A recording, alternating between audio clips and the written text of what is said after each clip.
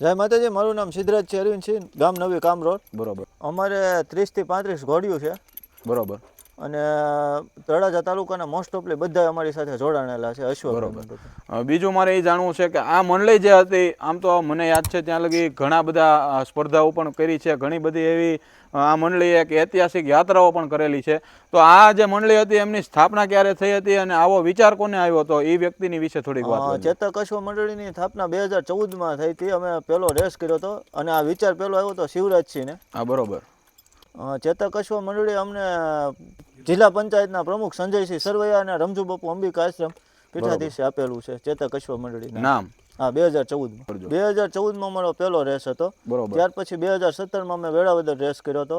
તે પછી અમે 2 વાર ભગુડાની રાઈડ કરી છે, અયાવેજ ખોડિયારમાંની રાઈડ કરી છે, પછી સોમનાથની છે, પછી આ કોળાંબો છે, કદમગીરી છે, મોટિયાની છે, આજુબાજુના તમામ સ્થળે અમે રાઈડ કરેલી છે દેવસ્થાને.